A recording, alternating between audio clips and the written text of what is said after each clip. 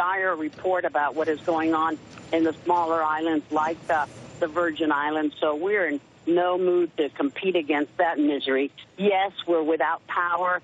Some of us who are not connected to the city and county system, we don't even have running water.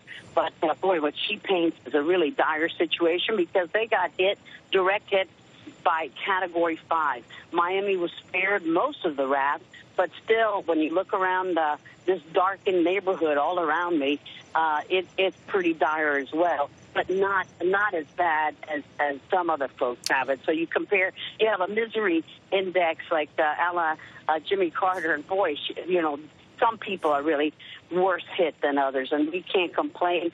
But everybody's so anxious about the lack of electricity, the lack in some places of running water, like in our homes. So it's a problem, Chris, but it's not an insurmountable problem, and it's just going to take us a long time to get our juice back at the FPNL. Has got a lot of trucks that lined up down Dixie Highway by the University of Miami.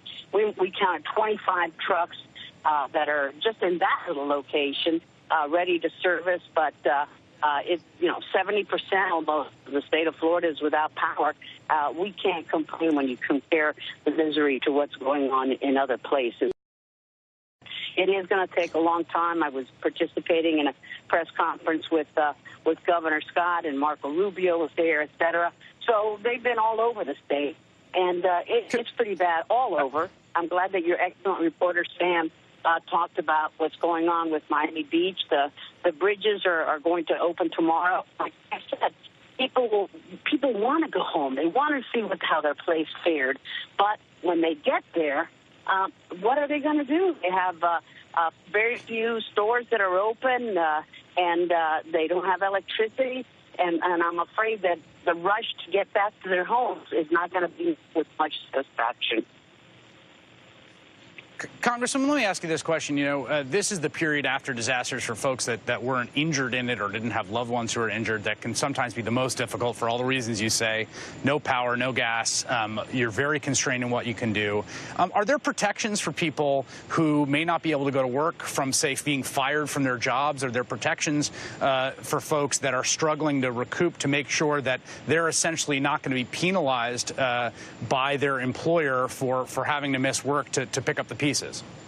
Excellent point, and that's really something that we should be keying in on. When I was in Miami Beach right before Irma struck, those cashiers at the supermarket were saying, hey, we want to go home. We have families, too. We want to get our places fixed, but if we leave, we're going to get fired. There's a lot of anxiety with the working class, and restaurants want to be open, but if they don't have folks to be working there, right. But they can't get out of their homes. There is literally no gas in Dade County. I haven't found one gas station that's open and that is available for filling up your tank that doesn't have a line of three blocks and is by the Florida National Guard to make sure that nobody shoots one another. So what about the workers? How can they get to their jobs?